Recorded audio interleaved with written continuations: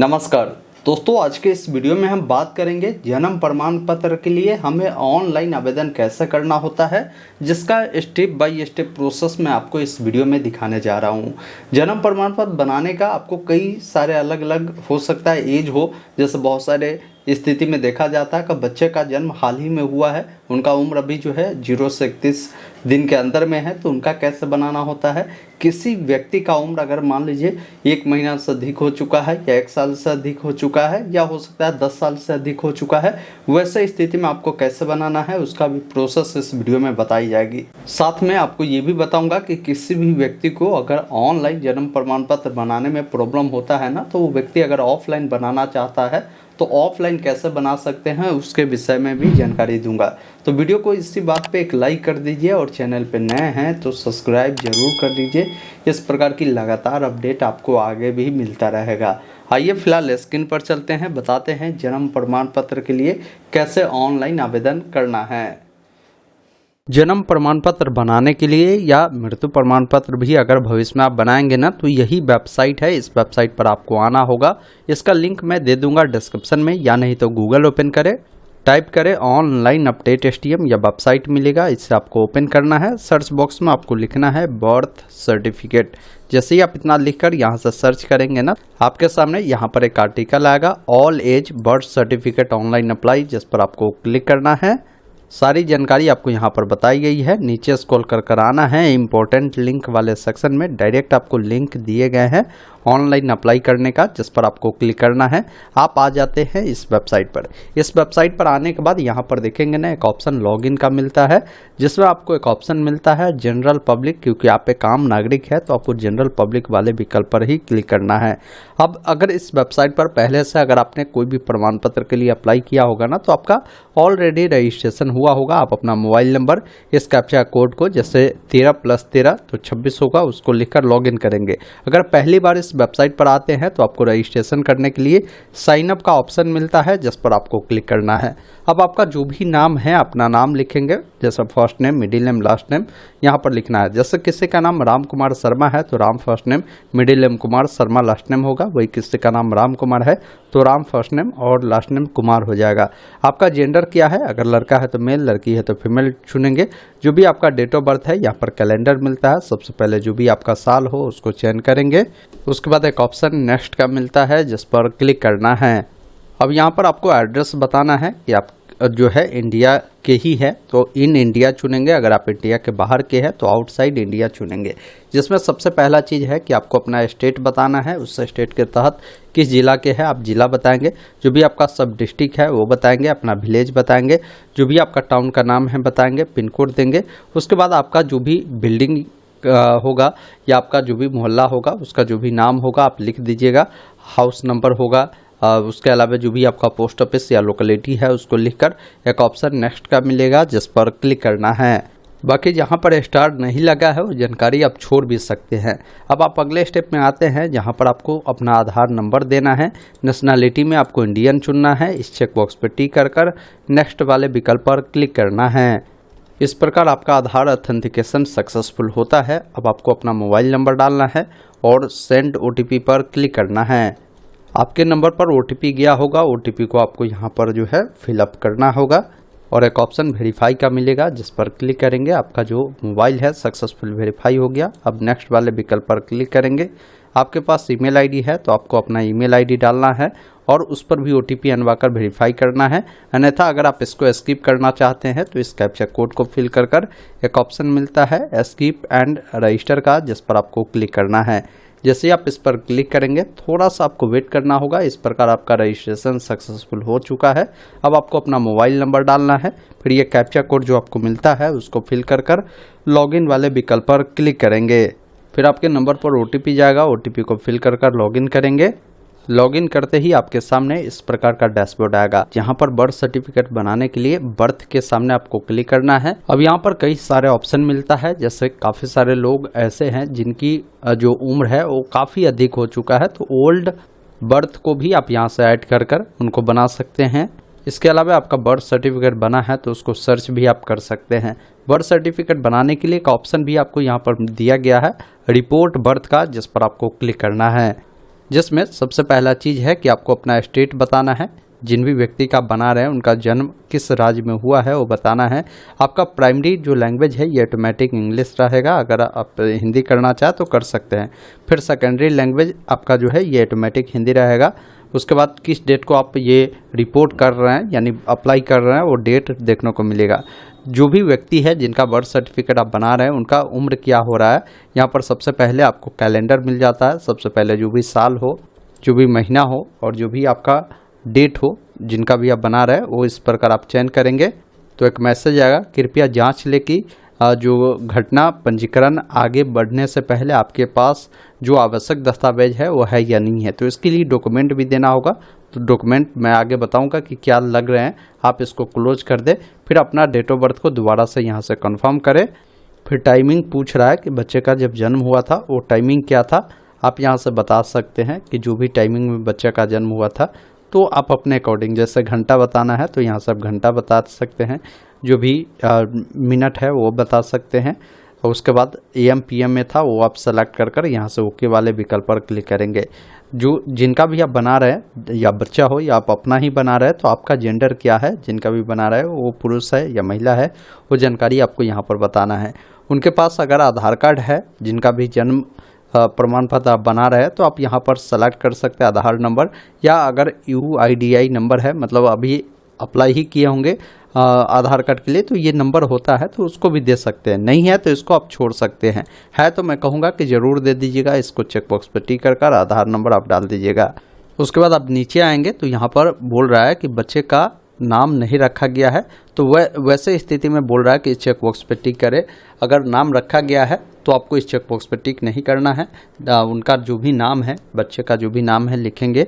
जैसे जो भी नाम है ना, यहाँ पर आप जैसे ही लिखेंगे, जैसे मान लीजिए राम नाम है तो राम लिखेंगे, तो यहाँ पर जो है ऑटोमेटिक हिंदी में हो जाता है। अगर हिंदी में गलत आता है तो यहाँ पर कीबोर्ड मिलता है, इसकी मदद से आप सही कर लेंगे।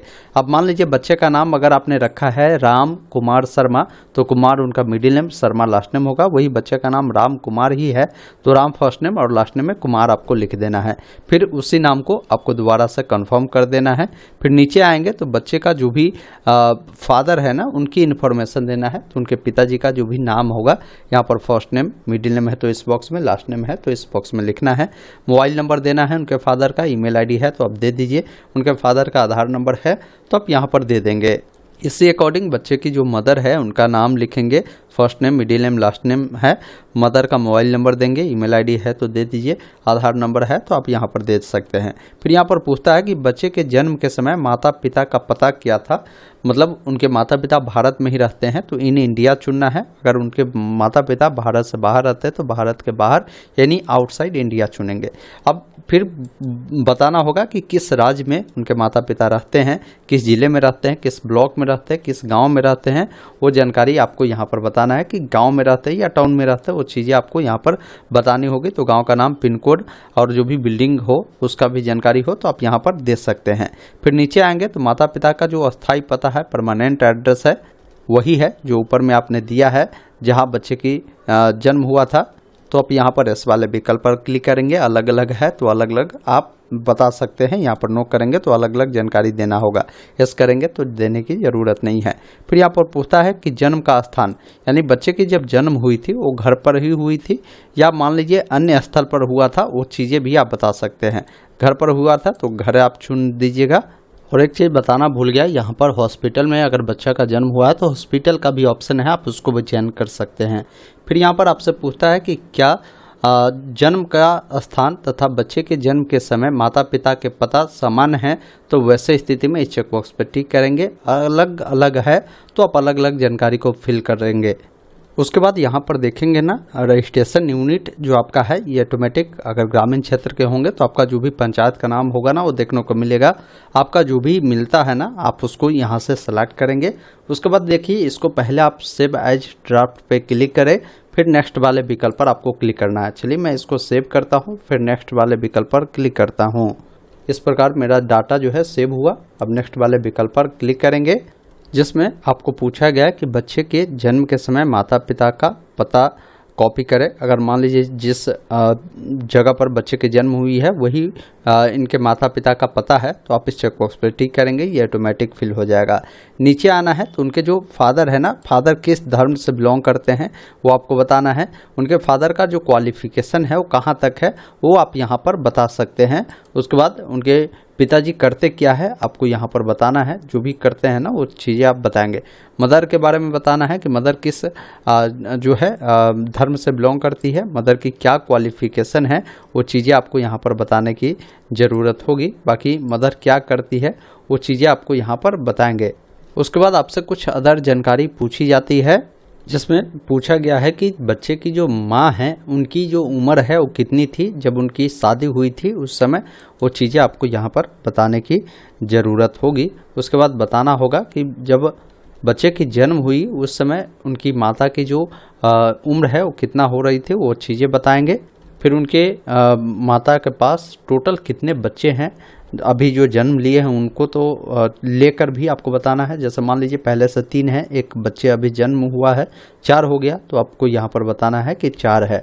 उसके बाद यहाँ पर आपको बताना है, फिर डिलीवरी के बारे में पूछ रहा है कि जो बच्चे की जब जन्म हुई थी उस समय कहाँ हुई थी। हो सकता है डॉक्टर या जो नर्स होते हैं ना उनकी देखरेख में हुई थी, या हो सकता है किसी रिश्तेदार के यहाँ हुआ था या अन्य जगह हुआ था, तो आप उसको यहाँ से बता सकते हैं। फिर जो भी डिलीवरी का मेथड था वो क्या था, नॉर्मल था, तो आप यहाँ पर बताएंगे नॉर्मल है। जब बच्चे की जन्म हुआ था उस समय बच्चे का जो वज़न था वो कितना था, वो चीज़ें आपको यहाँ पर बतानी होगी। फिर यहाँ पर जो महिला का प्रेगनेंसी का जो ड्यूरेशन था, कितने वीक का था, वो चीज़ें आपको यहाँ पर बताना होगा। फिर यहाँ पर डॉक्यूमेंट आपको देना होगा। देखिए एड्रेस प्रूफ के लिए बोल रहा है कि आपको एक डॉक्यूमेंट आपको देना होगा, जिसमें देखिए इतने सारे डॉक्यूमेंट का लिस्ट है, आप जो भी देना चाहते हैं वो दे सकते हैं। जैसे अगर बच्चे का आधार कार्ड बना है तो उसको भी आप दे सकते हैं, या इनमें से देख लीजिए आपके पास जो भी डॉक्यूमेंट हो उसको आप लगा सकते हैं। तो आपके पास मल्टीपल ऑप्शन है, जो भी आपको लगे जो आपके पास है डॉक्यूमेंट, उस डॉक्यूमेंट को आप यहाँ से सेलेक्ट कर उस डॉक्यूमेंट को अपलोड करेंगे। ये डॉक्यूमेंट आपका 8 MB तक बोला गया है कि या तो JPG, PNG, PDF कोई भी फॉर्मेट में आप यहाँ पर अपलोड करेंगे।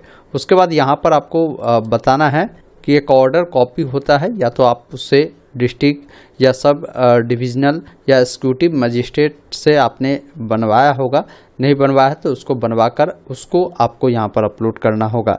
इसके अलावा आपको बोला गया है कि एडिशनल कोई सपोर्टिंग डॉक्यूमेंट आप देना चाहते हैं वो आप इनमें से दे सकते हैं, अगर है तो, नहीं है तो इसको छोड़ सकते हैं। अभी मैं जिन बच्चे का बना रहा हूँ ना उनका उम्र जो है लगभग 14-15 साल हो रहा है, तो वैसे स्थिति में ये डॉक्यूमेंट मांग रहा है। अब आपका केस अलग हो सकता है, बच्चे की जन्म अगर अभी हाल ही में हुआ है तो वैसे स्थिति में आपको इतना सारा डॉक्यूमेंट नहीं मांगेगा, ये ध्यान रखिएगा। तो आपके अकॉर्डिंग जो भी डॉक्यूमेंट मांगेगा ना उस डॉक्यूमेंट को यहाँ पर आपको अपलोड करना है। उसके बाद एक ऑप्शन मिलता है आपको सेव एज ड्राफ्ट का, जिस पर क्लिक कर नेक्स्ट वाले विकल्प पर क्लिक करना है। उसके बाद ये डाटा भी आपका सेव होता है। अब आपके सामने फॉर्म का एक बार प्रीव्यू आता है, एक बार अपनी तमाम जानकारी को देखें। कहीं भी अभी आपको कुछ गलती लगता है ना तो अभी बैक होकर उसको सुधार कर सकते हैं। जानकारी सही है तो आपको नेक्स्ट वाले विकल्प पर क्लिक करना है। उसके बाद आपको नीचे आना है, यहाँ पर आपको जो है प्रमाण पत्र ऑप्शन के बारे में पूछ रहा है कि हिंदी इंग्लिश दोनों में चाहिए, तो बोथ को चुने। फिर इस चेकबॉक्स पर टिक कर एक ऑप्शन आपको मिलता है सबमिट का, जिस पर आपको क्लिक करना है। उसके बाद आपको जो है यहाँ पर पेमेंट करना होगा। मेरे केस में 10 रुपया दिखा रहा है, आपके केस में जो भी पेमेंट दिखा रहा है आपको मेक पेमेंट पर क्लिक कर आप पेमेंट करेंगे।